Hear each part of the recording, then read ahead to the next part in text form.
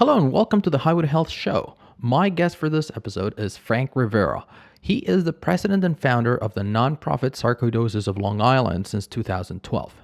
Frank's journey is, sadly, a common one among sarcoidosis patients. In 2004, when he first noticed something was wrong, he went into the doctor and got a diagnosis, a wrong diagnosis.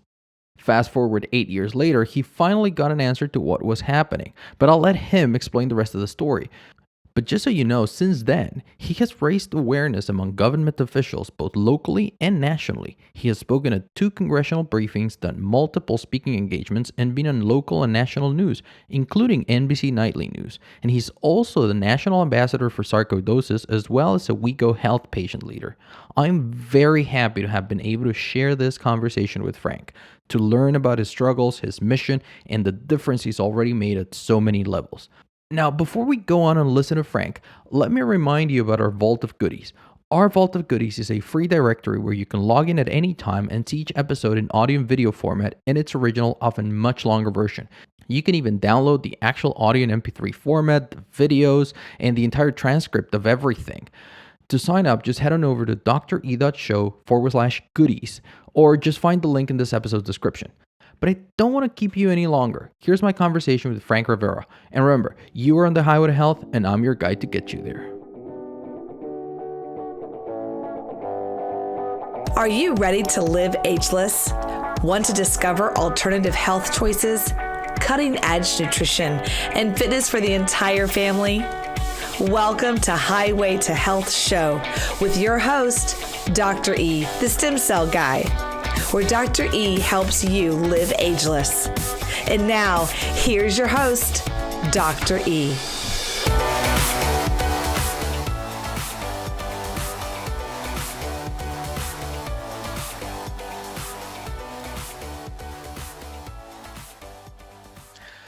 So, Frank Rivera, you are a national ambassador for sarcoidosis and a WeGo Health patient leader. I am very excited to be able to welcome you to the Highway to Health Show and really help you raise awareness for sarcoidosis. So welcome to the show. Thank you very much for having me. It's been a long journey for me, and I am so glad to be here and let everybody know what sarcoidosis is really about. Good. So actually, why don't you share with us a little bit about your journey? How did this whole thing start for you? Okay. It actually happens a lot, and I have a rare disease called sarcoidosis.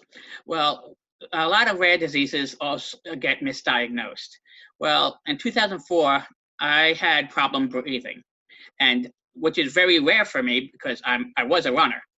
I mean, I ran marathons. I broke 4 minutes in a mile. That's from going to that to I couldn't even walk. I wouldn't say maybe a quarter of a mile. I couldn't even walk, and I was having trouble breathing. So I went to the emergency room, and they found they found masses in my lungs, and they did a biopsy, and they said I had lung cancer. So. Like I said, it happens a lot in the rare disease world that you get misdiagnosed. But unfortunately, this hospital went a little bit further, and I ended up going 4 years of chemo and radiation for a misdiagnosis. Wow. So very rare in that respect. But it's kind of weird because what sarcoidosis is basically in easy terms is my white blood cells, they go to fight off a cold or a disease, but instead of fighting off, they form granulomas or masses. Okay, so if you look at a CT scan, X-ray, of course you would look like you have some sort of cancer or some tumors or like that. But the biopsy should have told them that it was actually sarcoidosis, but they misread the biopsy.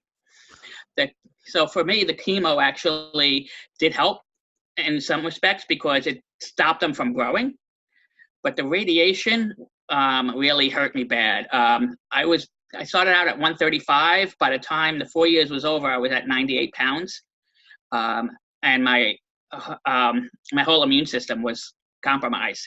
So what happens is then your white blood cells start overacting.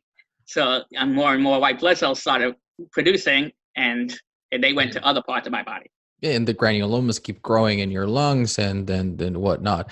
A Yeah. lot of people don't realize this, and I've shared this in other episodes. You obviously don't know this. I'm a cancer survivor, so I did Oh, have okay. chemotherapy and radiation. And when I share that year, and I tell them, listen, sure, so chemo wipes you out, but you're Mhm. expecting it. Radiation, you're not. Yes. And because you go in there and it's almost just like you're sitting there, you don't feel a thing. But then Hmm. it starts accumulating and accumulating, and you start getting all these different aches and pains and difficulties, and it really is awful. Yeah, yes, it really was. Like it was on and off, of course, for 4 years for me. But like it was it was really rough in the fact that I thought the lung cancer was never going to leave. It was really just to help my life live a little bit longer. But then in the 4 years, they actually told me I was in remission. So I thought I was fine, and that was at 2008. And then I ended up moving. I was born and raised in New York, and I ended up moving back up to New York. And then in 2011, I also have IBS. So I had trouble with my stomach, so I went to the hospital again, and it was they said, "Oh, by the way, we just took an X-ray, and in your bottom lobes, we see masses again." So I thought I had cancer again. So they ended up doing the biopsy and finding out it was sarcoidosis. Wow. Yeah, so that was So a long 7 years. that's what I want to say. So 7 years later, you learned that what you thought you had for all this time wasn't accurate. Yes, yeah, it Wow. was, and the doctor, when they said that, they're like, "Well, at least you don't have cancer." And this is just a regular surgeon who did the biopsies. But when I found out, I ended up going to in New York. They have the largest sarcoidosis clinic in the world, in Mount Sinai Hospital. And I ended up going to a specialist there. And first of all, she actually got all the paperwork from Florida and brought it up. And that's how I found out it was misdiagnosed. She actually showed me under a microscope what the difference, like I could tell, and I'm not a scientist at all or anything. But she also told me that now that we found that you have it, we know you have it in 75% of your body now. So that's because of my body breaking down from the chemo and radiation. Yeah, of course. Well, I mean, but that was a good 6 years ago now, seven Yeah. years ago now. Yes. And since then, which is also part of the reason why I was so interested in having you join us, and thank you so much for doing that. But Yeah. since then, you've been actively working to raise awareness about this. Yeah, in 2012, I actually started my own organization called Sarcoidosis of Long Island. The reason is I didn't want anybody to ever have to go through what I just went through. That's one. And number two is I didn't want people to feel alone. That was, I mean, especially when you're in a rare disease, there's about 200,000 people in the United States that have sarcoidosis. And so it's a rare disease, so it's hard to find somebody else who has it. So I wanted to make sure that somebody had a way that they could, or somebody to get in touch with. Because went on, the first thing I did is go online, and the national organization at that time was very, very small. They only had like 3 people working there. So yeah, we actually grew together because when I opened up my organization, they ended up getting a new CEO and somebody who's running the whole new organization, the whole national organization, and we really have worked a lot together. They do the research because it's called Foundation for Sarcoidosis Research, and I actually do the advocacy of government awareness. I was raising government awareness. I mean, I had frequent flight miles to Washington, D.C. And also I raise awareness with the people and making sure people learn about it. But for me, I wanted to make sure that it started from the ground. Like I started out with my town and really worked with my town. I mean, and I have probably, I mean, I can't say how great of a relationship I have with my town council people. I mean, they back all my events. Every time I have an event, they're there. But also they've done I went from the town, then I went to the county. The county, what they did was amazing. And actually, it's now being done everywhere. They had the health department. They usually have the health department sends out an email once a month to the doctors, to every doctor in the county. Well, they had the health department every month put a new fact about sarcoidosis and sent it to every doctor. And that was amazing. I could not believe it. And then, and then it went to the state. The state has said that April is Sarcoidosis Awareness Month. And now it's I would say it's in 37 states has recognized April as Sarcoidosis Awareness Month. And then, I even talked to Senator Schumer, who's my senator, and he actually even spoke about when he was introducing Hillary Clinton in Harlem when she was running for office. He actually spoke about sarcoidosis in his speech. Didn't tell anybody that he was going to do it. We had a meeting, I think it was about 2 weeks before that. And all of a sudden, I get a call from his health aide. Turn on the TV. He's going to talk about sarcoidosis. I just read it, and it's been going. I got an accommodation. Yeah, I got accommodation from then President Barack Obama. Also, with my work, but it's still so much awareness needs to be done. Well, of course. Yeah. So tell me about your work, actually, your actual work. So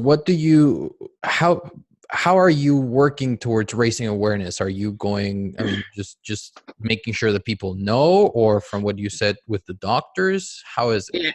Yeah. I do it like threefold. Like I said, I do the government and raise awareness with the government, because when I first went to Washington, D.C., I was talking to, there's another national rare disease organization called RDLA. And they, one of the doctors from there told me that we were getting not one penny from the government for research. And I was like, are you kidding me? This disease has been around since the 1700s. 1787, I think was the exact date they said it was first. That's right. And not to get one penny, so that blew my mind. So I started working with NIH and working with the national organization, and now they're funding us. I think last year it was $3 million.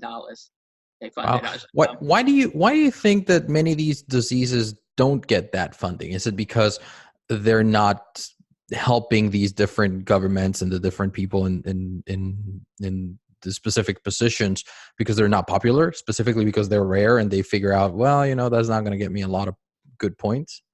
Yeah, that's part of it. I also think it's like for our case, there was a lot of little groups that were doing, organizations that were talking about sarcoidosis, but they were giving out different messages. I see. Because at first people thought it was an autoimmune disease because it has to go with your white blood cells, but yet it's also an inflammatory disease. So people were saying, hey, it's what autoimmune, then again inflammatory. So who's going to give money to if we don't even know what it is? Gotcha. So that was the first problem. So, but then the second thing I also found is that it's because it is rare.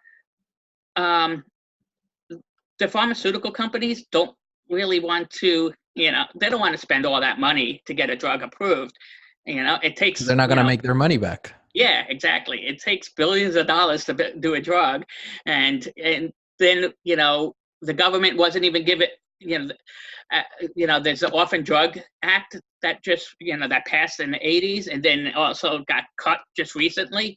That actually gave them exclusivity, so that gave them a reason to make the drugs, but now they cut that exclusivity down in half.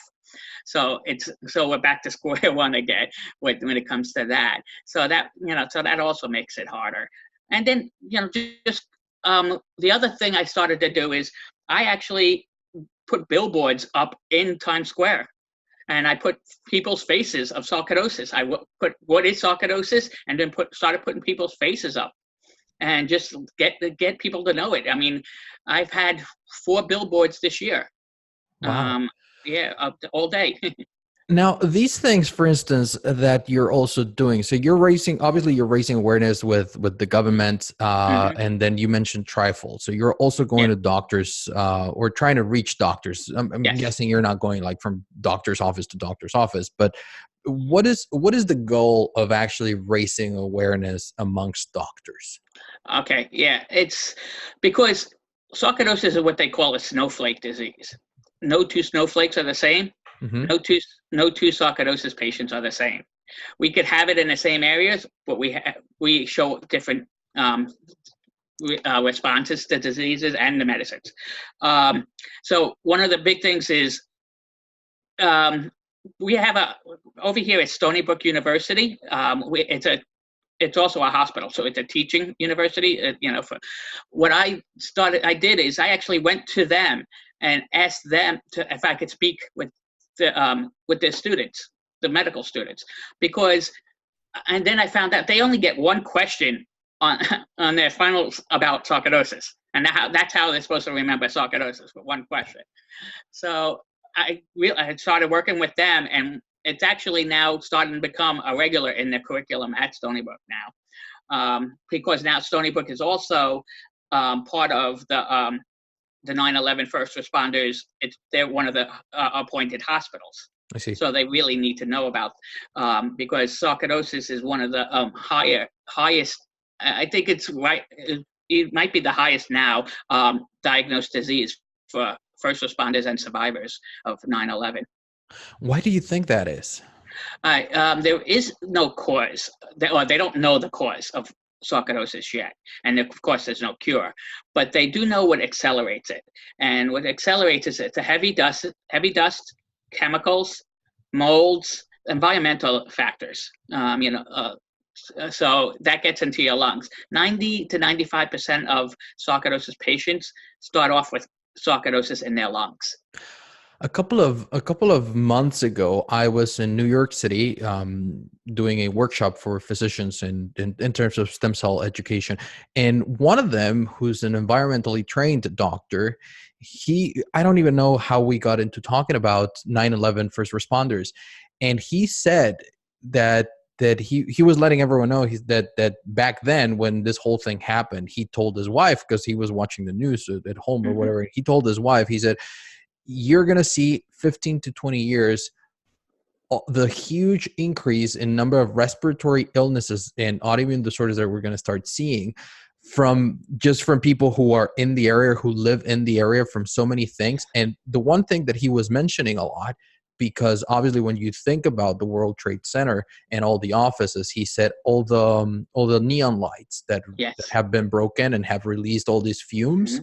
and coming out. He said, and people are breathing that. Yes. No matter what filters you have, no matter everything. He said, even people who aren't like super near, but who live down there. And sure enough, 15, 20 years later, we're seeing these things. Yes. A fact, like I could tell you, is Mount Sinai Hospital, before 2001, they only had about 1,500 sarcoidosis patients. And now there are over 20,000 sarcoidosis patients just in Mount Sinai Hospital alone. So that alone can tell you how much. Of course, I mean, if you think about it, I mean, this was 2001, and Yes. we're 18 years later, and that's kind of like the almost perfect time frame, because the first people who started developing it, like in your case, and because these doctors weren't thinking about sarcoidosis. And I think that's the big problem. They were not thinking about sarcoidosis, and that's why they went with the easier or most logical solution. I had a mentor in medical school, a teacher, who used to say that if a doctor thinks rare, he will rarely eat. Meaning, trying to say that, you have to think about the most common things because that's what's most likely. But in these kind of cases, that actually ended up working totally against you. Yeah. They call our disease of exclusion. You exclude every other thing and then finally find out it's sarcoidosis. But that's one of the things we're actually teaching. We have this in the on the website for Foundation for Sarcoidosis Research, we actually have workbooks for the doctors that show them exactly what it will show up, and then what you can expect to happen next. It's really like a handbook of sarcoidosis and every part of the body at this point now. That's, we found the best doctors. Foundation for Sarcoidosis Research has doctors from as far away as Norway and Scandinavia countries and Austria, and they brought them all together, and they basically wrote a handbook of at least what to look for, so make it easier for them. Because the one thing about our disease is if you catch sarcoidosis early, 75% of people go into remission. So, my brother-in-law actually has it, and he's been in remission for 26 years now. Wow. So when I heard sarcoidosis, I'm like, oh, wow, we can all go into remission, Yeah, so then, but now you see me, I was already chronic even before it started. Yeah, exactly.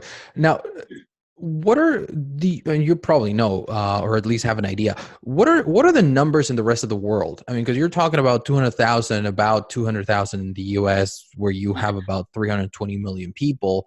So that's about 1 in 1,000. Yeah. And what about the rest of the world? Is it kind of similar? Europe is pretty close.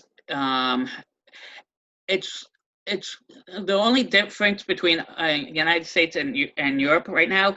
It's in the United States, it's more prevalent with African American women, but in Europe, it's actually Scandinavian men. Why do you think it's that? I mean, that's the case. I think it's because my thought is it's the environment. It matters where they're living, because like where I'm living right now on Long Island, there's 2,000 sarcoidosis patients in Brookhaven town alone.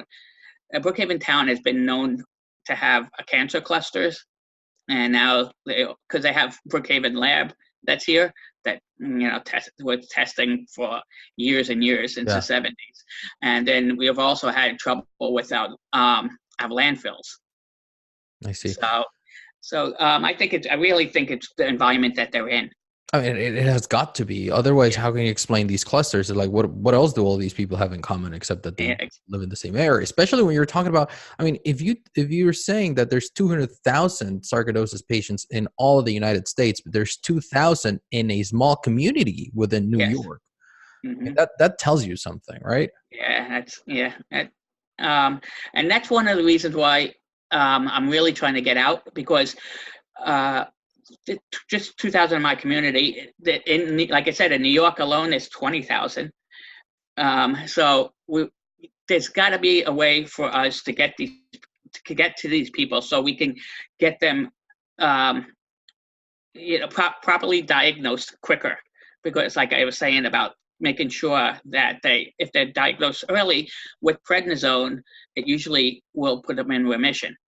And so that's one of my main goals right now, is to make sure that people are getting diagnosed early. And I'm doing that. That's one part of and my other part now is like I was saying, you are not alone. I was saying I'm making sure people are not alone. Sad fact for sarcoidosis that I know of 100 patients in the last 2 years have passed away, and out of those, that's people that I know of. 30 of them committed suicide. I can imagine being under those conditions, and it's.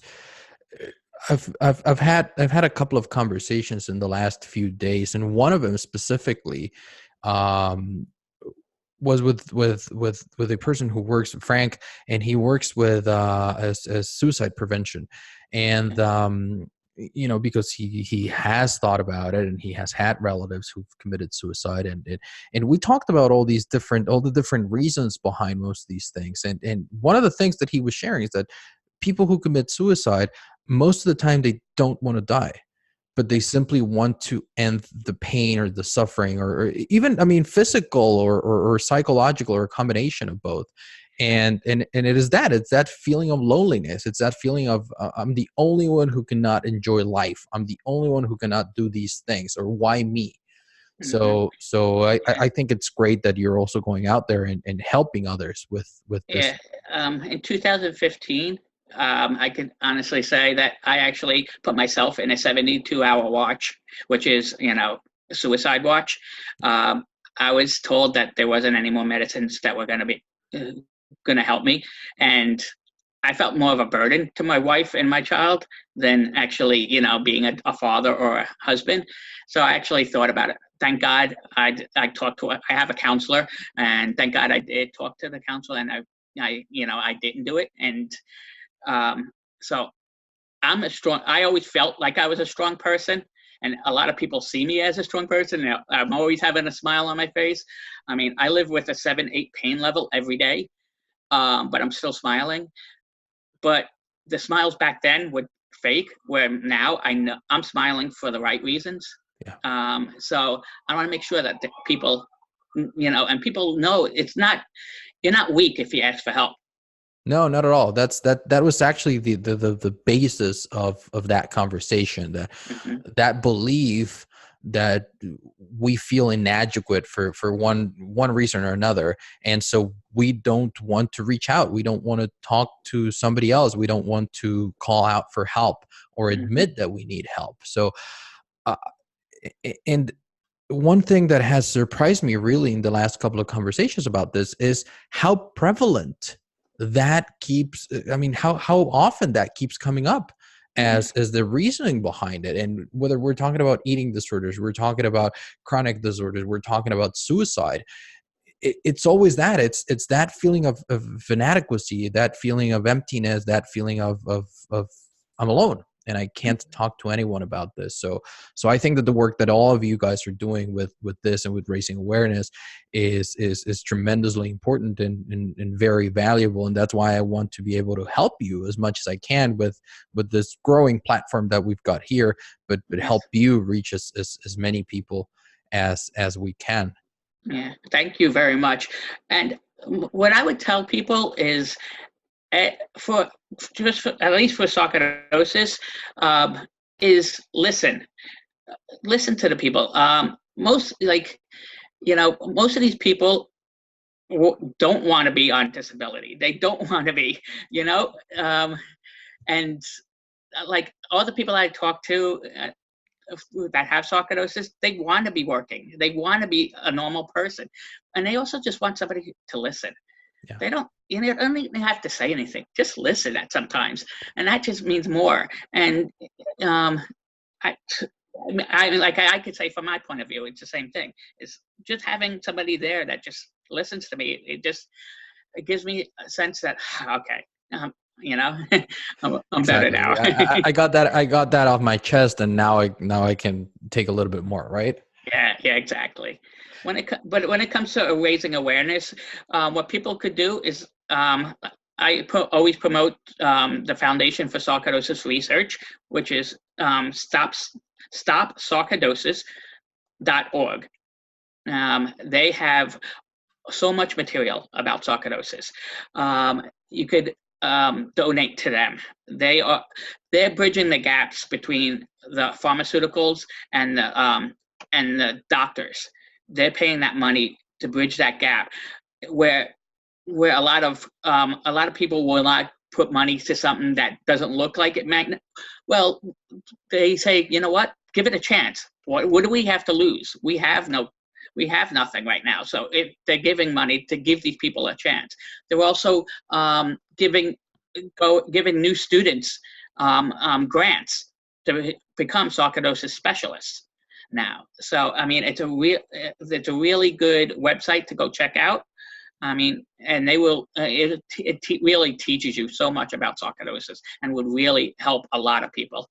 Perfect. So everyone listening, that's a great resource. And if you have the means and you have the desire to help and really make a difference, this is a great cause to support, help them reach their goals, help them develop treatments. Believe me, when I spent all those years at the clinic in Cancun, the main goal of that clinic and the research center was to actually do research. And we only opened the clinic when we realized that it wasn't easy to fund and we needed to make money to fund all that research. So even when we were independently doing our own research, it was expensive. So when you start talking about all the different agencies that need to get involved in order to get a proper clinical trial, all the people that you need to get involved, all the recruiting, all the treatments, all of these things, not to mention the R&D behind the pharmaceutical themselves. These are things that need a big push, and we're not here to debate whether the system is right or wrong, or they could do something different to Exactly. help us out. I think we need to recognize that it is what it is, and the way we can help is by donating time and or money. So Yes. there Yeah, you go. it also has all events are also on that webpage. I mean, I have a local webpage and for New York for my Sarcoidosis of Long Island, which is sarcoidosisofli.org.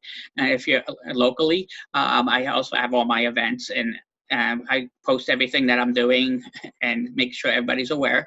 But if you really nationally want to check it out, that the national webpage would be the stopsarcoidosis.org. They really would need the help. Perfect. Well, thank you so much. Before we wrap this up, Mhm. I just want to ask you as well. What changes have you seen since 2012 that you started doing these things? What do you think has been the most impactful change? The one that you found the most satisfying, that you're like, oh my God, I'm so glad I worked towards getting this because now this is a reality. Yeah. For sarcoidosis, I think the one big change that we had is remember in the beginning how I was saying that people were giving out different messages. Yeah. Well, Foundation for Sarcoidosis Research brought all those little organizations together, and 4 years ago they started a patient ambassador, which I happen to be for the 4 years. They started out with 13 patient ambassadors, and now we have 95 patient ambassadors throughout the United States. I think the only state we don't have is Hawaii right now. So anybody in Hawaii wonder? But we all asked to move over there, but they won't let that happen. But yeah, so that is a really big. So we all are giving out the same information, and to see like all these states actually recognizing April as Sarcoidosis Awareness Month now. I actually had Senator Schumer actually put out a bill in the Senate to recognize it nationally, but it was just before the presidential election, so it got pushed to the wayside but we are still working on a national one, and I really believe we'll get it now. I think within the next year or two we should have a national recognized. So that for sarcoidosis. Now, on a personal level, from 2012 to now, this one story that Senator Schumer, like I said, him and I really worked hard together to get things done. When the healthcare bill came up, of course, that affected me. That bill really affects me hard. I always happened to be vacationing with my daughter and my wife in DC, because through this whole time that I was in DC, my daughter never actually went to DC. So I actually wanted to show her what I was doing. So that healthcare bill was going up for the thing. Senator Schumer asked me to speak, and in front of in Senate. He wanted me to speak at the Senate. Well, because the vote wasn't until 1:00 in the morning, he decided that I don't want you to have to be here at 1:00 in the morning. Blah, blah, blah. So he sent an email to all 50 senators with my story, and he sent a special one to Senator John McCain. He said, "From one maverick to another." And after the vote, I got a call. It was like actually 1:47.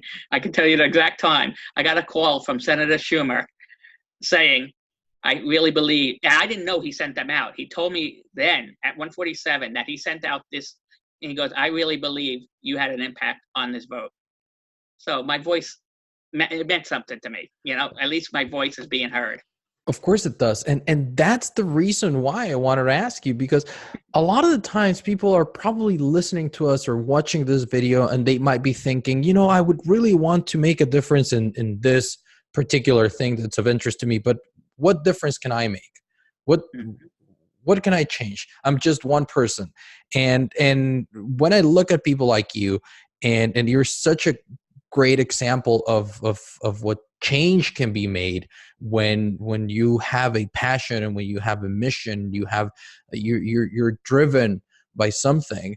um it's remarkable the kind of changes that you can make. I mean, you're getting bills passed. You're changing how medicine is being taught in a couple of schools. You're making sure that doctors, at least in the back of their head, have the idea that, what, that might be sarcoidosis. Let's Yes. double check.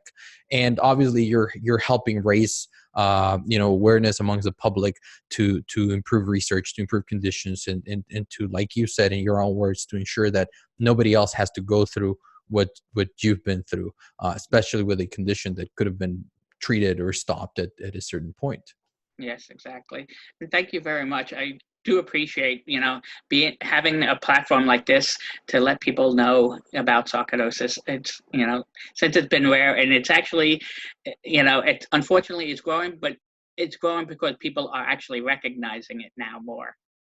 Yeah, I think that now we have this great ability because information has been democratized, and we're able to push it out and to gather our tribe, and like-minded people will be listening to this, hopefully, and just growing and continue doing this. So it is really a pleasure to be able to help you with such a great mission that you have. And if there's anything else that we can help you with, please do let us know.